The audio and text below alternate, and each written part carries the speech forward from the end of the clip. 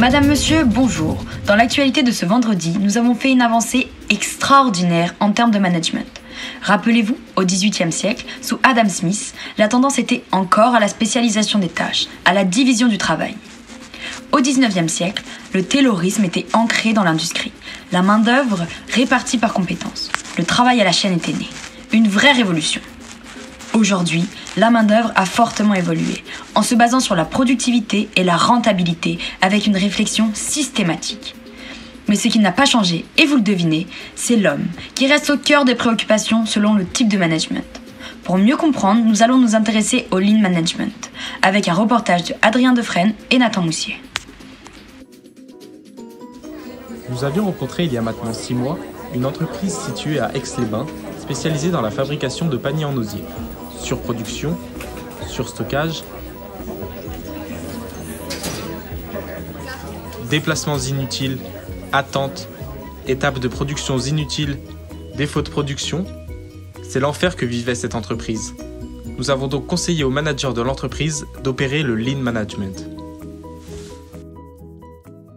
Quel que soit le secteur, industriel, logistique, distribution, restauration ou les activités administratives, il permet d'améliorer un environnement de travail et d'éliminer les pertes d'efficacité. C'est avant tout une philosophie de travail, une recherche de l'efficacité en permanence, couplée à l'amélioration de la sécurité et des conditions de travail. Dans mon entreprise, tous les employés sont considérés comme les experts de leur poste de travail. La polyvalence est privilégiée pour favoriser la flexibilité des ressources et l'enrichissement des tâches. En fait, on ne cherche pas à travailler plus vite, mais à travailler mieux. Nous avons donc adopté de nouveaux comportements pour améliorer la qualité de nos produits tout en assurant la rentabilité de l'activité. J'ai donc décidé de ne plus considérer mes employés comme une simple ressource, mais au contraire, je les mets au cœur de l'organisation pour élever la performance.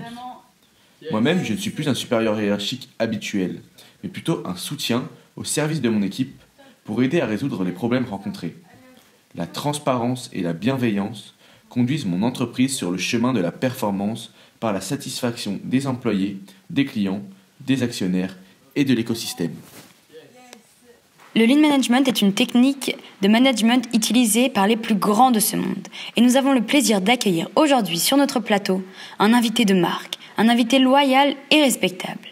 Monsieur Dominique Strauss-Kahn, bonjour. Vous êtes venu sur ce plateau pour nous confier quelque chose ?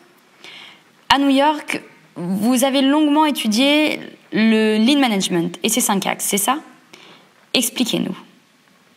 Pour commencer, vous devez maîtriser votre territoire, c'est-à-dire connaître l'espace dans lequel vous travaillez, mais aussi connaître vos ressources. Cette zone doit être à la fois propre, bien rangée et sécurisée afin de détecter le problème le plus rapidement possible. Le plus important est donc de maintenir votre zone au standard du 5S. Concernant le deuxième axe, ce deuxième axe a pour objectif de donner du sens aux actions de tous les individus de l'entreprise. Pour cela, il faut tout d'abord identifier vos clients afin de définir des indicateurs de performance pour mesurer la satisfaction de vos clients. Tout cela vous servira donc à piloter vos actions pour atteindre une performance durable. Pour continuer, le troisième axe, il s'agit du management visuel. Qu'est-ce que c'est ? Tout simplement en créant une réunion flash quotidienne de 5 minutes qui permettra aux salariés de l'entreprise de discuter des soucis, de les mobiliser mais aussi de les rendre plus autonomes au sein même de l'organisation. Cette réunion s'effectue debout pour donner du dynamisme au discours de celui qui parle. Au final, cette réunion permettra aux salariés de gérer en autonomie la production si par hasard le manager devait à s'absenter. Pour poursuivre, le quatrième axe, il porte sur la délégation des problèmes. Si un problème survient et que la solution est simple et facile à mettre en place, elle sera actionnée rapidement. En revanche, si elle nécessite une petite étude approfondie, un groupe de travail sera alors mis en place afin de régler le problème au plus vite.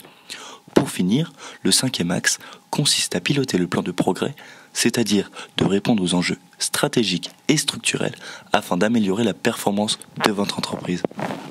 Merci Monsieur Strauss-Kahn. Ce qui est certain, c'est que vos performances ont dû bien être améliorées avec ces affaires douteuses de Lean Management. Revenons maintenant à un autre titre de l'actualité. Nous avons appris il y a peu de temps qu'il existait plusieurs niveaux de manager. Du manager tactique au manager opérationnel en passant par le manager stratégique.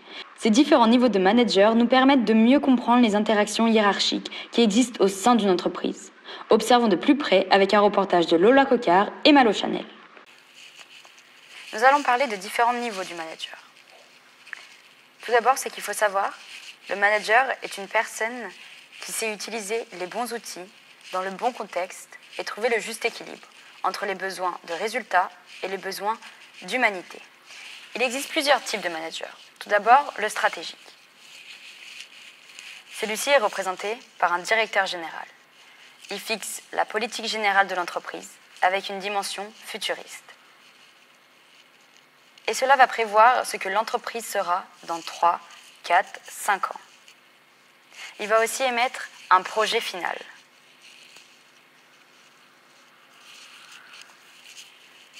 Le deuxième type de manager est le tactique. Celui-ci est représenté par un directeur commercial.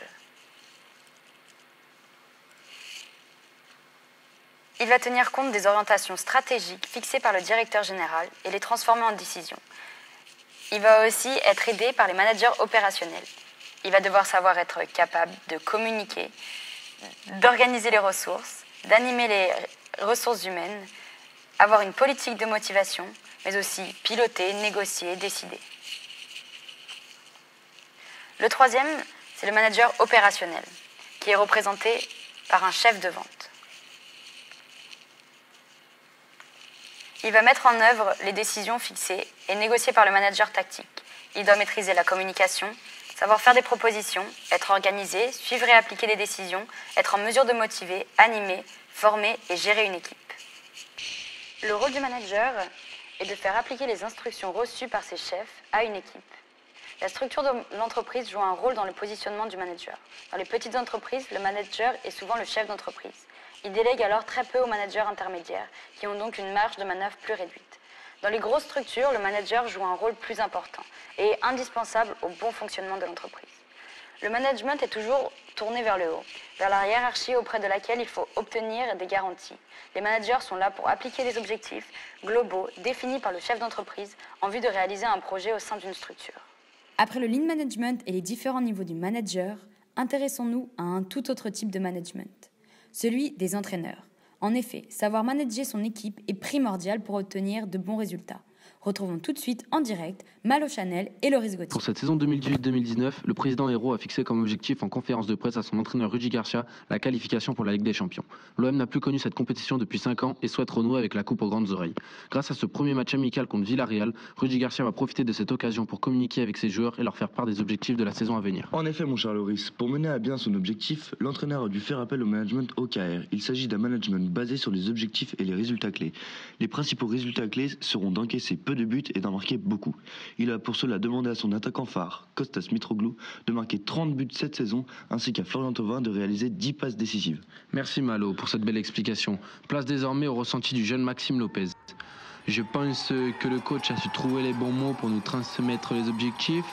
On a toutes les cartes en main pour réussir cette année. On est en confiance et les matchs de préparation vont souder l'équipe. Maintenant, il ne reste plus qu'à prouver sur le terrain. Et c'est la fin de cette édition. N'oubliez pas dans un instant la météo de Serge Renard, puis à 20h, ne ratez pas 7 à 8, présenté par Harry Roselmark, sur les différentes approches du management. En attendant, je vous souhaite une bonne après-midi et à demain.